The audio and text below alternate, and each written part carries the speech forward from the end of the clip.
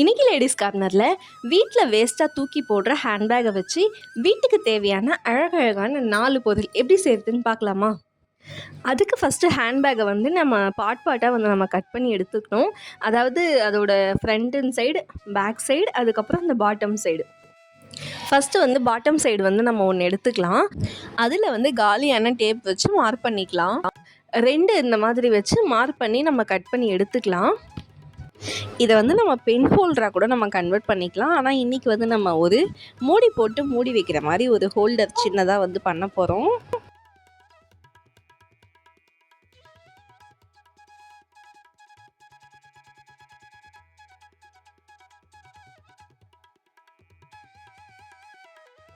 நான் எடுத்திருந்த ஹேண்ட்பேக்கில் வந்து பார்த்திங்கன்னா உள்ள ஸ்பாஞ்ச் மாதிரி ஒரு லைனிங் கிளாத் இருந்தது.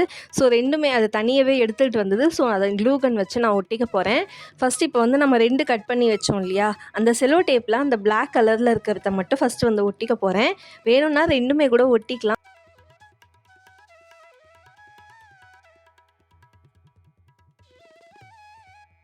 ஸோ பாட்டம் சைடுன்றதுனால அந்த பிளாக் கலர் மட்டுமே போதுமானது. அதனால நான் அதை மட்டும் ஒட்டியிருக்கேன்.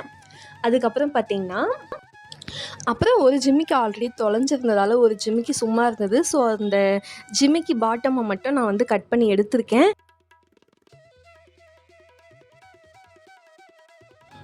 இப்போ வந்து கீழே வந்து ஸ்பாஞ்ச் பகுதியை மட்டும் ஒட்டினதால் அந்த பிங்க் சும்மா இருந்தது. ஸோ அதை வந்து நான் என்ன பண்ண போகிறேன் அப்படின்னா, அந்த டேப்போட சைஸை வந்து கொஞ்சம் மெஷர் பண்ணி அதை விட சும்மா 1 இன்ச்சு கம்மியாக கட் பண்ணி இப்படி உள்பக்கம் வந்து வச்சுட்டேன்.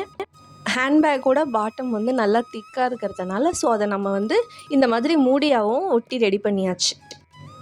அவ்வளோதான், அழகான ஒரு ஆர்கனைசர் பாக்ஸ் வந்து இப்போ ரெடி ஆகிடுச்சு. இதில் நீங்கள் வளையல் போட்டு ஸ்டோர் பண்ணிக்கலாம், இல்லை நிறைய கம்மல், பேண்டு, இந்த மாதிரி நீங்கள் எது வேணால் போட்டு ஸ்டோர் பண்ணிக்கலாம். இதை நீங்கள் கிட்ஸுக்கு கொடுத்தீங்கன்னா அவங்க ரொம்ப அழகாக அவங்களுக்கு தேவையானதை போட்டு யூஸ் பண்ணிப்பாங்க.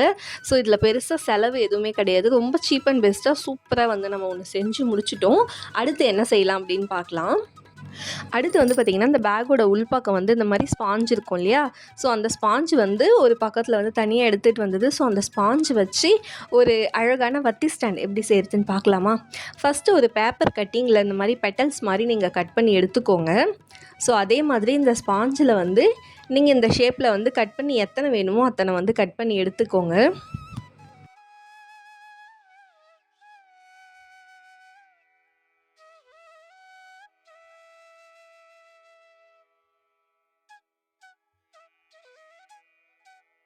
இப்போ எல்லாமே கட் பண்ணி முடிச்சதுக்கப்புறமா இதோட ஓரத்தில் வந்து நான் கொஞ்சம் கான்ட்ராஸ்ட்டாக இருக்கட்டும் அப்படின்றதுக்காக இந்த பிங்க் கலர் பெயிண்ட் பண்ணேன். பட் இது காஞ்சதுக்கப்புறம் எனக்கு பெருசாக தெரியல.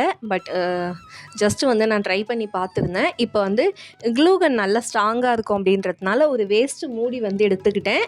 அந்த மூடியோட அடிப்பக்கத்தில் இந்த மாதிரி பெட்டல்ஸை வச்சு நம்ம வந்து ஒட்டிக்கலாம்.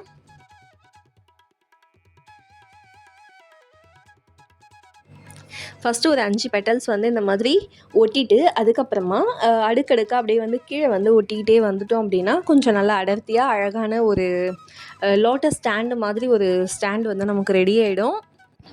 இது வந்து வத்தி ஸ்டாண்ட் மட்டும் இல்லை, சாம்பிராணி ஸ்டாண்டாக கூட நீங்கள் யூஸ் பண்ணிக்கலாம்.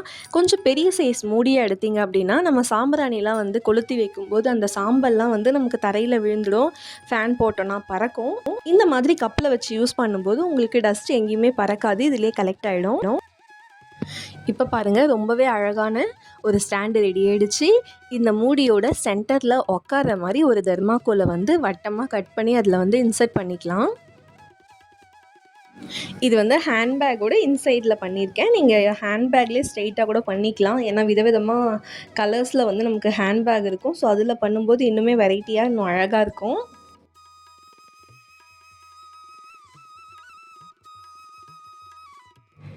இப்போ விருப்பப்பட்ட ஓரத்தில் வந்து இந்த மாதிரி சம்கீஸ் வச்சு டிசைன் பண்ணிக்கலாம். எனக்கு அந்த பெயிண்ட் அந்த அளவுக்கு தெரியல அப்படின்றதுனால நான் அடுத்து வந்து ரொம்ப ப்ளைனாக வந்து இதை விட வேண்டாம் அப்படின்றதுனால சம்கீஸ் வந்து ஒட்டிக்கிறேன்.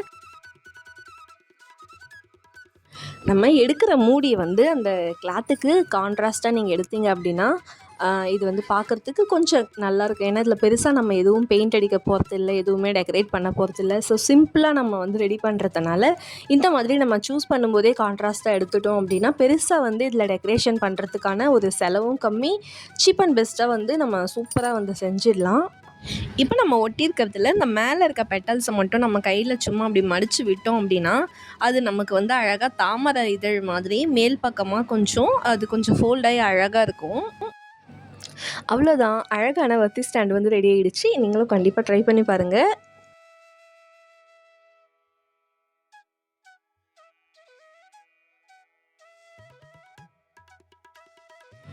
அடுத்து வந்து இந்த ஹேண்ட்பேக்கோட பேக் சைடு வந்து எடுத்திருக்கோம். இதில் வந்து பார்த்திங்கன்னா ஒரு ஜிப்பு ஒன்று இருந்தது. ஸோ இது வந்து நல்ல ஒர்க்கிங் கண்டிஷனில் இருந்ததால் இதை வேஸ்ட் பண்ண மனசு வரல. இந்த பேக்கெட் வந்து பார்த்திங்கன்னா தனியாக இருக்கிறதுனால இது வந்து ஃபஸ்ட்டு நம்ம பிரிச்சுக்கணும்.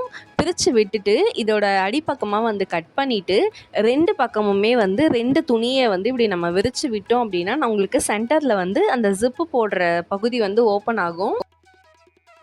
அதுக்கப்புறமா ஜிப்புக்கு ஓரளவுக்கு க்ளோஸாக இருக்க மாதிரி இதை வந்து நம்ம நல்லா ஸ்கொயராக வந்து கட் பண்ணி எடுத்துக்கலாம். இப்போ வந்து அந்த ஜிப்போட பகுதியை கரெக்டாக சமமாக மடிச்சுட்டு அந்த பர்ஸோட 3 பக்கமுமே வந்து நம்ம தையல் போட்டு எடுத்துக்கலாம்.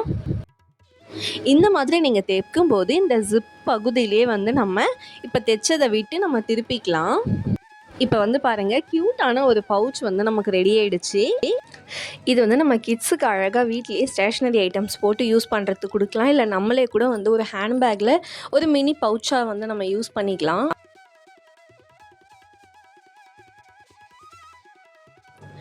இனிமேல் தூக்கி போடுற ஹேண்ட்பேக்கில் எது ரெடி பண்ணுறோமோ இல்லையோ கண்டிப்பாக நமக்கு வந்து ஒரு பர்ஸை வந்து நம்ம ஈஸியாக வந்து ரெடி பண்ணிடலாம். லாஸ்ட்டாக வந்து இந்த ஹேண்ட்பேக்கோட ஃப்ரண்ட்டு சைடு வந்து நமக்கு இருக்குது. ஸோ இதை வந்து நம்ம கட் பண்ணிக்கலாம். என்ன பண்ண போகிறோம் அப்படின்னு பார்த்திங்கன்னா ஒரு மவுஸ் பேடாக தான் வந்து யூஸ் பண்ண போகிறோம்.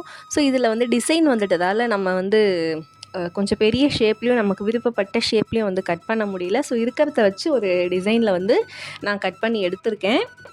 உங்கள் ஹேண்ட்பேக் பெருசாக இருந்தால் உங்களுக்கு பிடிச்ச டிசைனில் வந்து நீங்கள் கட் பண்ணி எடுத்துக்கலாம். இது கொஞ்சம் ரஃப்பாக இருக்கிறதுனால நமக்கு மவுஸ் பேடாக யூஸ் பண்ணுறதுக்கு ரொம்பவே நல்லாயிருக்கும்.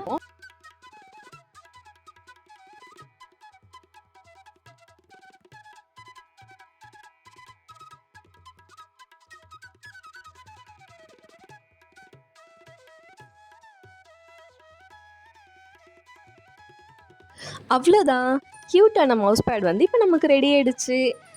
நம்ம வீட்டில் நிறைய ஹேண்ட்பேக் இது வரைக்கும் வாங்கி யூஸ் பண்ணியிருப்போம், அதை தூக்கியும் போட்டிருப்போம். பட் அதில் எத்தனை பேர் இந்த மாதிரி நிறைய திங்ஸ் வந்து ரீயூஸ் பண்ணியிருக்கீங்க அப்படின்னு கமெண்ட் பண்ணுங்கள். நம்மளோட சேனலில் எப்போவுமே ரொம்ப காஸ்ட்லியான ஒரு ஆர்ட் அண்ட் கிராஃப்ட் அந்த மாதிரிலாம் இருக்காது. ஸோ வீட்லேயே சிம்பிளாக பண்ணக்கூடிய நிறைய கிராஃப்ட் வீடியோஸ் வந்து நம்ம போஸ்ட் பண்ணிகிட்ருக்கோம். ஸோ சப்ஸ்கிரைப் பண்ணிவிட்டு பாருங்கள். உங்களுக்கு இந்த வீடியோ பயனுள்ளதாக இருந்தால் கமெண்ட் பண்ணுங்கள், லைக் பண்ணுங்கள், உங்களுக்கு பிடிச்சவங்களுக்கு ஷேர் பண்ணுங்கள். அடுத்த வீடியோவில் பார்க்கலாம். டாடா.